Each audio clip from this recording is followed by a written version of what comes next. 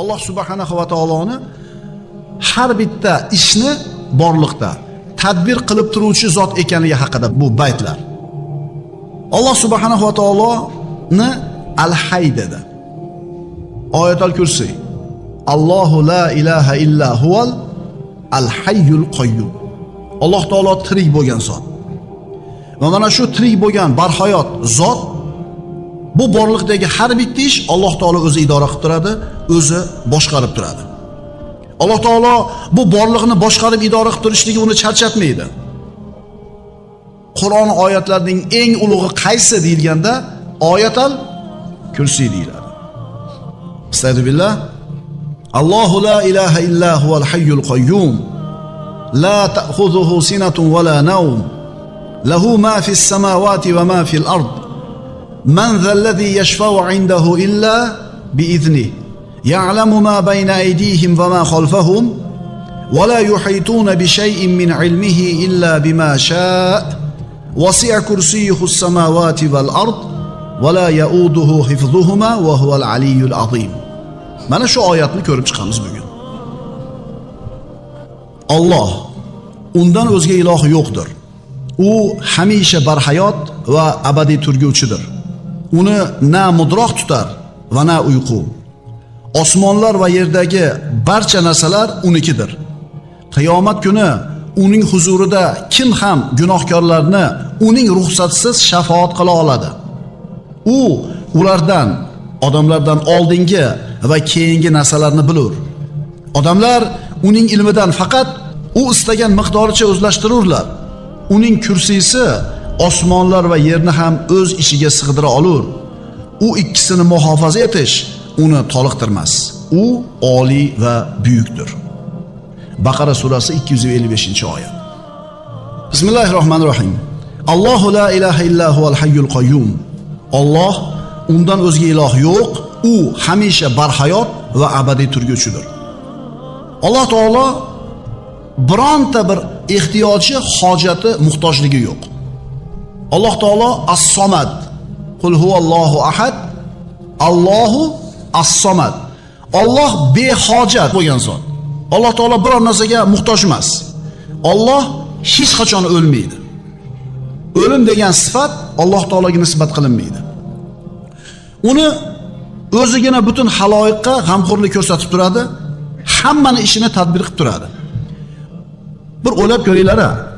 Masalan, hozirgi o'ylab topilgan kompyuterlarni eng tez ishlaydigan, eng oxirgi turi bilmayman, 4 yil burun Xitoyda ishga tushdi deganida 1 sekundda 12 milliard operatsiyani bajara olar ekan. 1-2 deganingizda 12 milliard funksiyani bajara olar ekan. Shunaqa tez.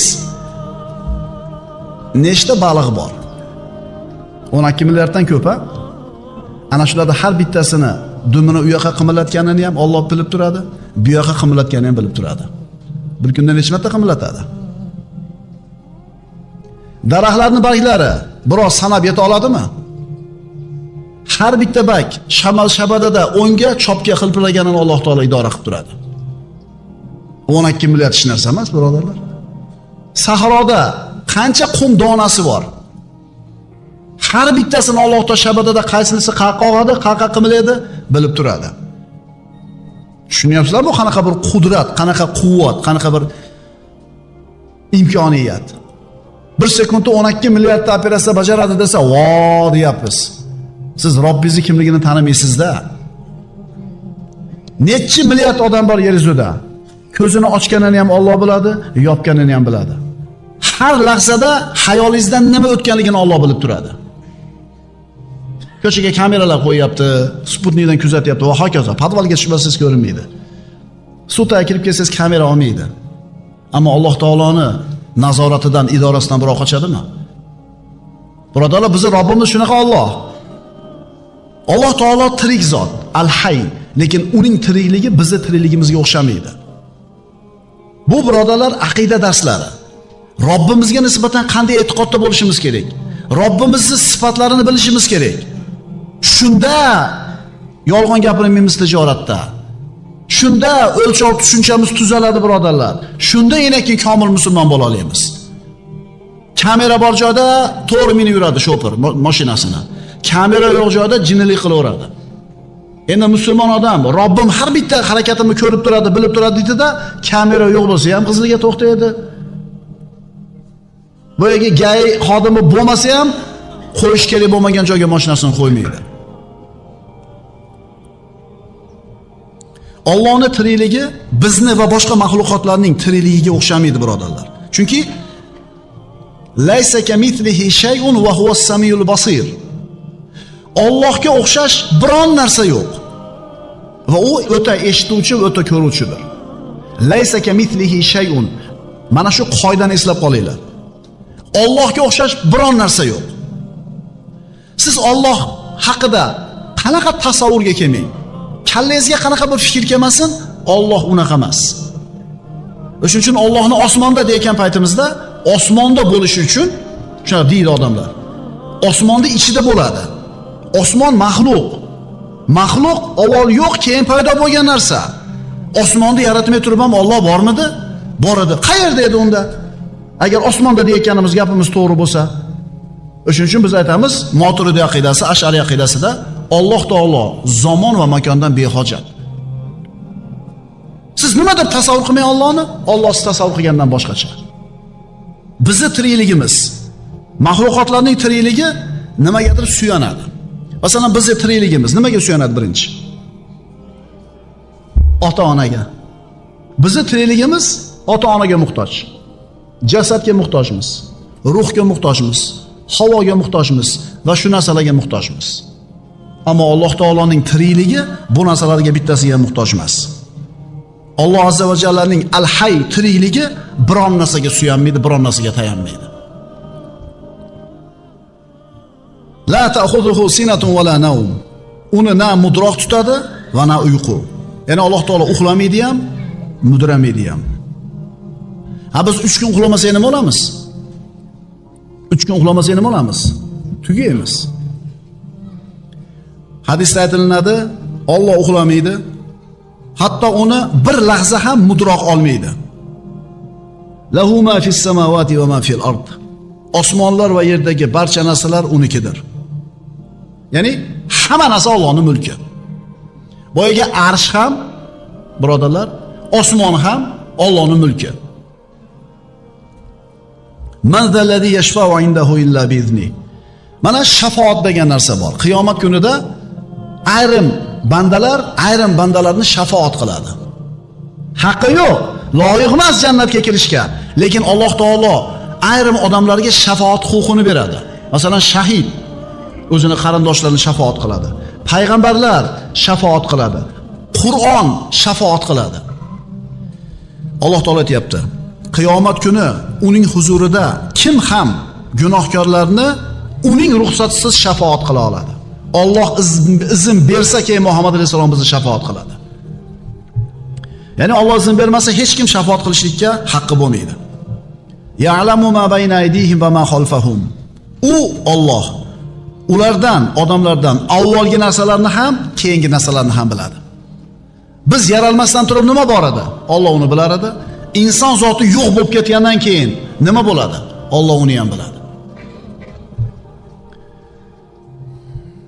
Wala yuhituna bi shay'in min ilmihi illa bima sha. Odamlar uning ilmidan faqat u istagan miqdoricha o'zlashtirurlar. Mana shu 20-asrning ikkinchi yarmini olsak, insoniyat ilm-fan taraqqiyotda juda ham katta bir natijalarga erishdi. Bundan 100 yil burun yashagan odamga sen mana shu o'shda turasan, Makkadagi odam bilan ko'rishib gaplashasan desa, aql olarmidi?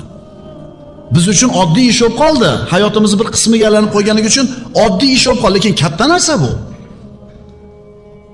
Bu dunyo mana shu yer kurrasi, yer shari kichkina qishloqqa aylanib qoldi. Bittasi qattiqroq tushirib qo'ysa, yo'talib qo'ysa, dunyodan narigi burchakdagi birpas yetib boryapti. Yana nima ilm kashfiyotlari turibdi siz bilan biz aqlimiz olmaydigan. Ertaga teleportatsiya o'tib qolar. Teleportatsiya nima edi? Bir jismni bir joydan ikkinchi joyga ko'chirish. Mana hozir ovozni aytsak Amerikaga boryapti-yu, suratni jo'natsak boryapti-yu, jismni ko'chirish ertaga bo'lar. Qur'onda bor. Sulaymon alayhissalomning qissasiga murojaat qilsanglar, Bilqisning taxtini, Yamanda turgan taxtini Quddus Sharifga olib kelib qo'ydi. Teleportatsiya mana shu. Ertaga u ham bo'lib qolar. Bu hozir siz bilan bizga ertakka o'xshashi mumkin, lekin qayoqdan bilasiz? Alloh taoloning bu ilmida bor. Boyaga Sulaymon alayhissalom aytadi-da, ana shu Bilqis meni oldimga kelgunga qadar malika taxtini kim menga olib kelib qo'yadi deganda, jinlardan bo'lgan ifrit men dedi. Shu majlisingiz tugaguncha olib kelib qo'yaman dedi. Ya'ni kun chiqqandan o'tirardi majlisga, vazirlari bilan peshingacha o'tirardi. Bu uzoqqa o'xshadi. Kim yana olib keladi deganda, huzurida deydi, dargohida ilm bor bo'lgan zot, men u taxtni siz oldingizga ko'zingizni ochib yumgunicha olib kelib qo'yaman dedi. Haqiqatan ko'zini bir yumib ochdi, Bilqisni taxti turibdi. Nima dedi? Bu Robbimni menga bergan sinovi dedi. Ne'mati dedi. Shukr qilamanmi, nonko'r bo'lamanmi? Kim edi bu degan savol bor. İnsonmidi, jinmidi? Kim bo'lishidan qat'iy nazar shunday zot ediki, uni huzurida Alloh taoloning Ismul Azam ilmi bor edi. Alloh taoloning mana shu Ismul Azam eng buyuk ismini aytib turib duo qilsa, darhol ijobat bo'lar edi. Demak, Alloh taolo ilmini chegarasi yo'q. Ilmini chegarasi yo'q. Xizr alayhissalom, Musa alayhissalom ikkalasi uchrashdi. Musa alayhissalom Xizr alayhissalomdan ilm o'rganishlik uchun. Xizr alayhissalomda kelajakda bo'ladigan ishlarning xabari ilmi bor edi. Musa alayhissalomda o'tmish ishlarning ilmini xabari bor edi. Ikkalasi yig'ildi. O'tmishda bo'ladigan zot bor, kelajakda bo'ladigan zot bor. Xizr alayhissalom aytdiki, kemada ketishayotganida bir qush keldida, shu dengizning suvidan bir tomchini ichdi, kelib o'tirdi kemaga. Xizr alayhissalom aytdi: "Sendagi ilm bilan mendagi ilmni yig'ishtirsak, mana shu ilm ikkalamiz ilmimiz. Allohning ilmini oldida dengizdan mana shu qush suv ichganchalik ham bo'lmaydi" dedi. Kelajakni bilasiz, o'tmishni bilasiz. Bu o'zi katta narsa. Lekin shu ilm, shunaqa katta ulkan ilm dengizdan bir tomchiga ham o'xshamaydi dedi. Shuning uchun Alloh taolo bandalar o'sha ilmlarni olishlikka loyiq bo'ladigan ishlarni qiladi. Dunyoviy fanlarni, fizikasini, kimyasini, matematikasini o'qiydi. Sababini qiladi, Alloh ozgina-ozginadan beraveradi. Mana shu dunyo ilmlarini olib o'sishlikda musulmon bo'lmaganlar sababni zo'r qilyapti. Alloh ular musulmon bo'lmasa ham beryapti shu ilmni. Ammo musulmonlar namozni o'qiyapti, ro'zani tutyapti, duoni qilyapti. Ana shu dunyoviy ilmlarda o'sishlikka harakat qilmayapti, duolar qilyapti, Alloh bermayapti bularga. Allohning adolatini ko'ryapsizmi? Kim sababni yaxshi qilsa, o'shunga berar ekan Alloh. Biz o'shlar chiqargan mahsulotni olib kelib sotiblar, o'zimizni bir balo his qilib yuribmiz. Vaholanki biz musulmonlar faqat iste'molchi bo'lib qolganmiz.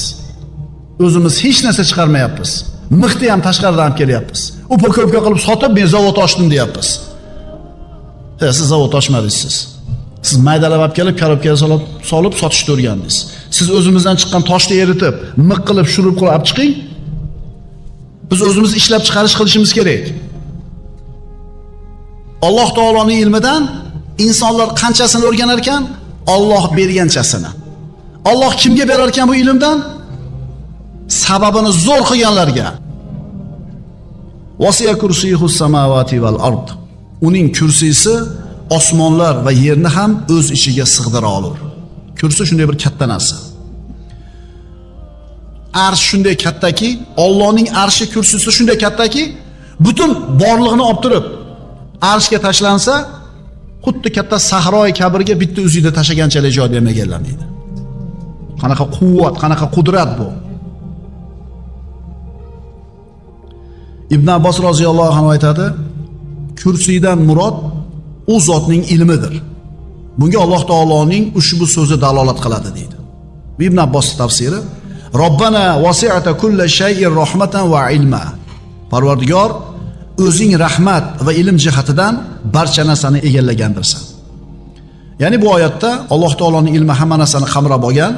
Shuning uchun kursi arsh deganda Ibn Abbos Allohning ilmi deb ta'sir bergan ekan. Hasan Basri esa kursi arshdir degan. Ibn Kasir esa kursi arshdan boshqa narsa degan. asarlar va xabarlar dalolat qilganidek, arsh undan kattaroq degan. Mana arsh haqida Ibn Abbos bir gapni gapiribdi. Ibn Kasir boshqasini, Hasan Basriy boshqasini.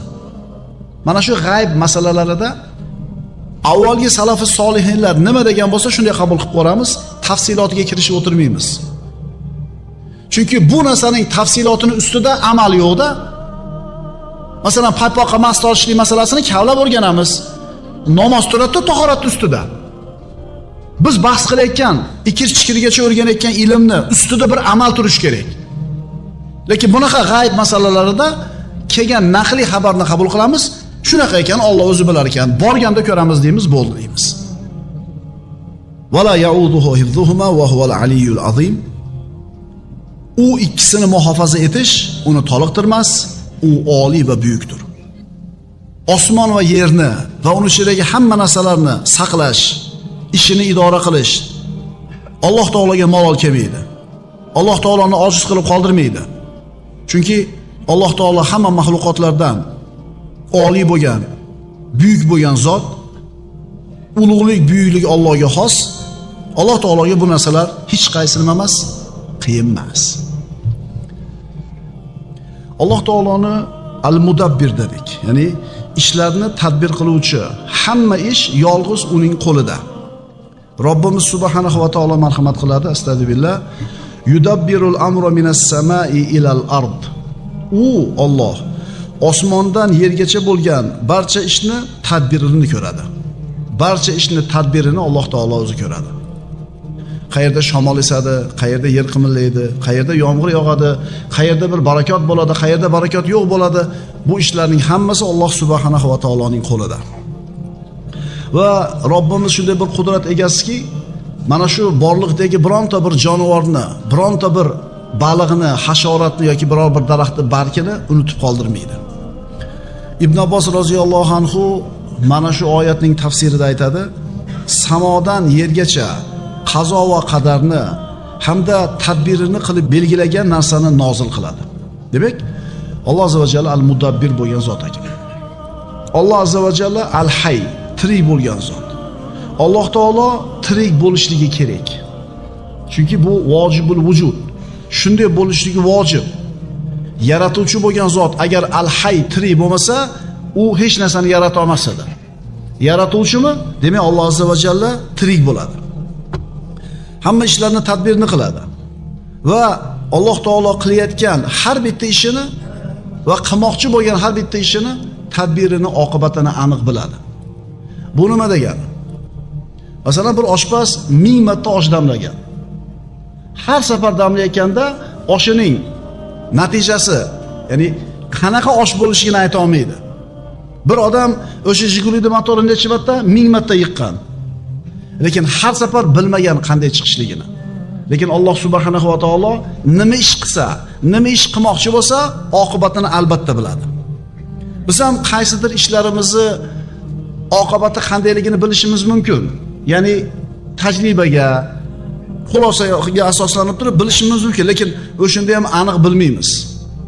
O'sha qopdagi guruch 2 safar qiluvdik, zo'r chiqdi osh. O'sha suv, o'sha tuz, o'sha o'choq, o'sha oshpaz. Guruch o'zgarib qolgani yo'q, o'choq o'zgarib qolgani yo'q, lekin keyingi safar boshqacha chiqdi. Lekin Alloh subhanahu va taolo hamma ishni oqibatini bo'lishini biladi. Iblis alayhi la'na Odam alayhisalomga sajda qilmadi. Jannatda edi. Alloh buni ham bilar edi. Odam alayhisalomga mana bu mevani yema dedi. Lekin uni ham yeyishini bilar edi. Mahluqotlarning ilohi taqdir qiluvchidir. Hamma taqdir uning qo'lida. Sig'inishlikka haqli zot faqat o'zining, yolg'iz uning o'zi. Alloh taolo hamma narsani o'zi yaratadi va o'lchov bilan yaratadi. Alloh taoloning qazo qadari bilan mahluqotlarning hammasi hodisdir. Ya'ni yangidir. Ya'ni qadim emas. Qazo qadar bo'yicha nima yaratildi? Alloh taolo nimani yaratdi? Demak, hammasi bu yangilik. Hodis deyiladi arab tilida, yangi paydo bo'lgan narsa. Alloh taoloning bironta ismi ham, sifati ham, o'zi ham hodis emas. Chunki hodis bir narsani yangi desangiz, demak avval bo'lmagan deganida bu. Alloh taolodan boshqa hamma narsa nima ekan? Hodis ekan. Alloh azza va jalla Qamar surasida marhamat qiladi, astagfirullah. Inna kulla shay'in xalaqnahu biqadar. Albatta biz har bir narsani o'lchov bilan yaratdik. Lavhul mahfuzga Alloh taolo nimani yozgan bo'lsa, shunga binoan o'lchov bilan yaratdi. Alloh azza va jalla muqaddir bo'lgan zot. Muqaddir, ishlarni taqdir qiluvchi, taqdirni belgilovchi, bu shunday bir zotning sifatiki, Alloh hamma narsani o'lchagan, hamma narsani biladi va iroda sifati egasi. Agar Alloh azza va jallada mana shu azaliy bo'lishlik, iroda egasi bo'lishlik, qudrat egasi bo'lishlik, agar bu sifatlar bo'lmaydigan bo'lsa, Alloh taolo nima bo'lmaydi? Qodir bo'la olmay qolar edi. Alloh azza va jalla qodir bo'lgan zot.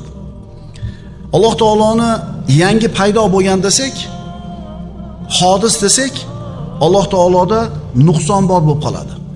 Demak, avval yo'q edi ekan Alloh, keyin paydo bo'libdi der edik. Unda Alloh taologa bu sifat to'g'ri kelmay qolar edi. Qadim degani hodis emas degani. Qadim degani avvali boshlanishi yo'q degani. Ya'ni Alloh taolo o'zi istagan narsani hukm qiladi va uni osmondan yerga tushiradi. Osmondan yerga o'zining hukmini tushiradi. Alloh azza va jalla birodarlar Zul Jalol. Alloh taolo javhar emas, araz emas, jism emas, rang emas, hid emas, ta'm emas. Mahluqotlarga nisbat qilinadigan bironta sifatni Allohga nisbat qilib bo'lmaydi. Bandalar jism, bandalar araz, bandalar javhar, bandalar hid, bandalar shakl, bandalar rang, bandalar harorat. Bu mahluqotlarning sifatlari. Endi bu sifatlardan birontasini Allohga nisbat qilib bo'lmaydi. Modomiki Alloh taolo jism ham, javhar ham, araz ham emasmi? Demak, Alloh taologa makon bilan zamonda ham keragi yo'q. Aqulu qawli hada va astagfirulloh li va lakum. Assalomu